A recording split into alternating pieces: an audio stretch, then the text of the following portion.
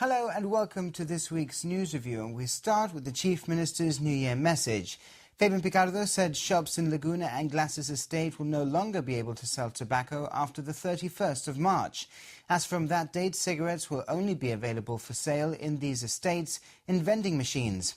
He said this was one of the government's commitments for the first half of 2014.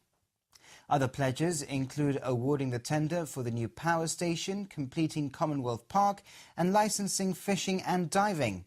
Mr. Picardo said new hours for the civil service will soon start to become a reality, and the rollout of e-government services will also begin in earnest. The Chief Minister said 2013 was in great measure an excellent year for Gibraltar, with the economy continuing to perform well. But it was also a year of huge challenges.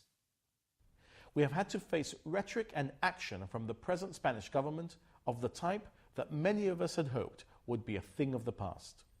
That has included Spanish state vessels making repeated incursions into British Gibraltar territorial waters, and on one occasion, in June, even shooting rubber bullets at a Gibraltarian jet ski. We have also seen on land illegal and disproportionate queues at the frontier, which are clearly politically motivated, and which even the European Commission has described as unjustified in its letter to Spain.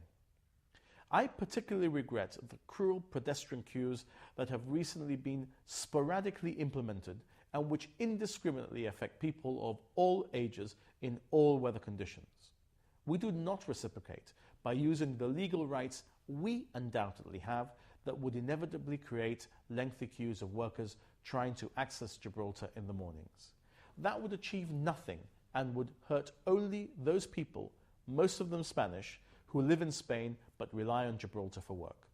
I do not believe that this hostile approach from Spain's government is representative of the modern Spain and its good people. Fabian Picardo said the government is prepared to take part in ad hoc talks with Spain, provided the UK's and Gibraltar's red lines are preserved. Dialogue, he asserted, is the only answer, but it cannot be dialogue exclusively on Spain's terms. The Foreign Office has confirmed the findings of a GBC investigation that revealed a significant part of La Línea's Alcaidesa Marina was built on land reclaimed in Gibraltar waters. In response to GBC questions, a spokesperson for the Foreign Office said the UK government has protested to Spain in the past over construction in the area of British Gibraltar territorial waters, highlighted by our report. The Foreign Office insists the reclamation does not affect the determining of the median line between British Gibraltar and Spanish territorial waters. This suggests the UK government's position remains that everything beneath the red line on this chart remains under British sovereignty.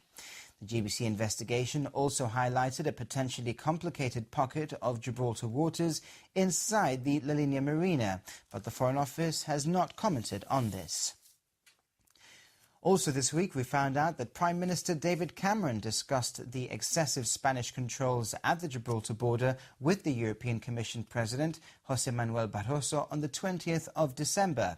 This was revealed by the Minister for Europe, David Lidington, in a written answer on Foreign and Commonwealth Affairs in the UK Parliament. David Lidington said the Prime Minister had raised this matter with Mr Barroso the Friday before Christmas. He added that the UK is in frequent contact with the European Commission about delays at the border, including on the need for the Spanish authorities to implement the recommendations made by the European Commission following the visit of its delegation in September. His statement follows a question by Labour's Shadow Minister for Foreign Affairs, Gareth Thomas, as to what recent discussions have taken place with the European Commission about border delays here. The Europe Minister says that in partnership with the Government of Gibraltar, the UK Government will continue to gather data on the delays in order to demonstrate their illegitimate, disproportionate and unlawful nature, as well as the impact they are having on local people, including Spanish nationals. Mr Lidington stressed that both governments will continue to provide that evidence to the Commission. Tobacco smuggling from some of Gibraltar's beaches has been getting progressively worse in recent months, but the government is committed to giving the law enforcement agencies the tools to combat the problem. Customs Enforcement Surveyor Colin McCard told GBC his department will be acquiring extra resources in terms of real estate, vehicles and personnel. Stephen Nice spoke to him after filming smugglers in action in broad daylight at Western Beach. A couple of months ago, we managed to film a group of suspected smugglers at the northern end of Eastern Beach. Yesterday, at around 5 o'clock, our cameraman was filming at the Victoria Stadium hockey pitch when his attention was drawn to two figures at the end of Western Beach making a dash for Spain. Regular hockey spectators told us that far from being an isolated incident, this sort of thing happens all too often. We've got a number of high-risk areas where we are aware, as your footage has shown, there are people involved in this kind of activity. And our average day, if you want to call it that, will involve our routine patrols as well as our law enforcement partners, the RGP and indeed the Gibraltar Defence Police, conducting regular patrols of all of those high-risk areas as well as the other areas within the jurisdiction. When you say regular patrols, Colin, how often do you do these patrols? It obviously varies from day to day and season to season and at the times of the day as well. We have high-risk areas such as British Lines Road. It's a customs controlled area throughout the working day, therefore the risk is assessed as low. Most of the activity there will be overnight, so obviously the number of patrols, of uniformed patrols by the enforcement side of customs will be minimal during the day, unless we're there to augment the collection side. However, overnight they will increase dramatically. The likes of Western Beach, Eastern Beach, again high-risk areas, you'll be looking at anywhere upwards of a dozen patrols through a 24-hour period of each of those areas. But obviously we do have other jobs to do and other tasks and responsibilities, particularly under the Imports and Exports Ordinance and other ordinances or other acts as well. Exactly, and these smugglers, of course, are focused entirely in what they're doing. In some cases, I imagine they may be quite desperate. They don't have much money and they're relying on this for an income, and they're pretty organized. You were saying earlier about what the commercial quantity of tobacco may be. From other conversations that we've had in the past, they apparently know that as well, and they make sure that they stay within the limits, so they're all the time trying to, if you like, outthink and outwit you, aren't they? Yeah, there's a number of trends that we've noticed, certainly of late and over the last couple of years, whereby, for a start, you look at the nationalities of the people involved. We discussed before, our arrest ratio in 2013 was approximately 1 in 5, or 1 to 5, which was 1 British citizen to 5 Spanish nationals.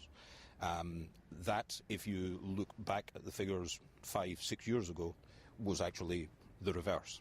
So it shows that there are a larger number of Spanish nationals involved in this, again, possibly due to the economic crisis on the north of the frontier. They're an unknown quantity, and there are a lot more of them. They are fully acquainted with our local legislation. They've learnt the hard way, but they are acquainted with our legislation. They know what a commercial quantity of cigarettes are, which gives additional problems for our people in the field, because whereas previously we might be dealing with 2 or 3 people, now we might have 2 cars with 5 people in each car. You were mentioning some of the measures that the government is taking and has taken already to try and curb this activity. What about more resources for you and also, I suppose, for the police, but you can speak on behalf of Customs? Is that on the cards, do you think? Yeah, we're extremely grateful for the extra resources that we've already started achieving, and as you saw, the vehicle that came in shortly before that is just a very small part of what is anticipated, and HMGOG have definitely shown a willingness to support and strengthen HM Customs. And obviously, for operational reasons, I can't go into all of the details of that, but that's looking at real estate, it's looking at vehicles, it's looking at human resources as well, all of which is welcome. And the battle of wits continues into 2014, of course. It's ongoing. But hopefully it's a battle that we're definitely not going to give up on. And a greater man than I said, give us the tools and we will do the job. And that is certainly the way that HM Customs are approaching it, and definitely the way that the government is supporting us in combating this kind of activity.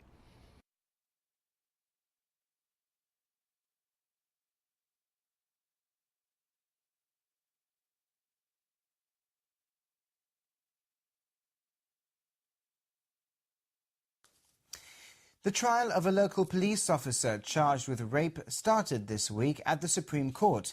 Initially, the jury in the case was discharged shortly after having been sworn in, after it came to light that 2 jurors were ineligible to serve as they themselves were on bail in separate cases, but the trial then started on Tuesday proper.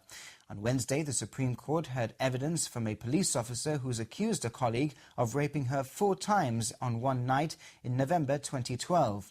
PC Peter Lugnani of Calpit Barracks has pleaded not guilty to 5 counts of rape against 2 complainants, with the other also a former police officer. This is Wednesday's report from Newswatch.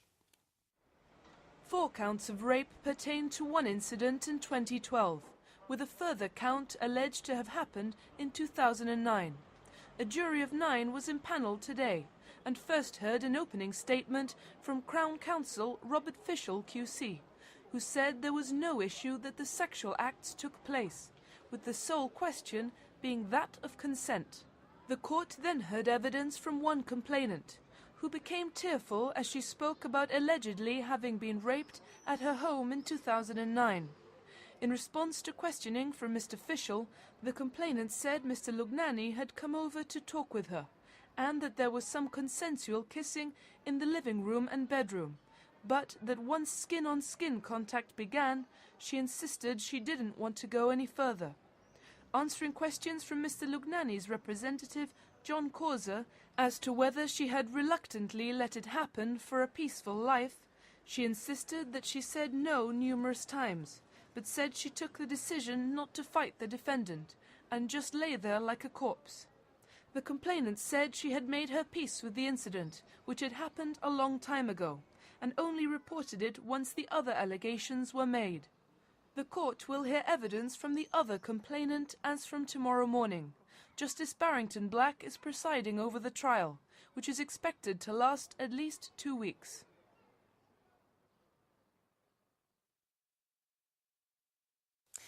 Also this week, the Supreme Court has heard how Isaac Marache accused his brother Benjamin of embezzlement prior to the collapse of the law firm in 2010. But a former colleague questioned the extent to which Isaac had been honest about his knowledge of the circumstances leading to the financial mess the company was in. The multi-million-pound conspiracy to defraud case has resumed after a Christmas break. Giving evidence, commercial manager Carol Hoare told the court Isaac Marache's position has always been that his brothers Benjamin and Solomon were to blame for the financial mess, though she kept a list of reasons as to why she was concerned about Isaac's honesty in this regard. She claimed he could have taken steps towards dissolving the partnership, but instead he answered her questions evasively. Miss Hall, who worked at Marachenko for 24 years, also told the court that prior to charges being brought against the defendants, the firm had held very high-level meetings with the Attorney General, among others, to try to settle their financial crisis without criminal proceedings. The former commercial manager also spoke of a stack of files pertaining to the Marache's Spanish office that was removed from the Gibraltar office towards the end of 2009 in a wheelbarrow. All 3 brothers, together with Leanne Turnbull, are charged with fraud. They have pleaded not guilty. Live evidence continues. And we'll be back with more of this week's stories after the break.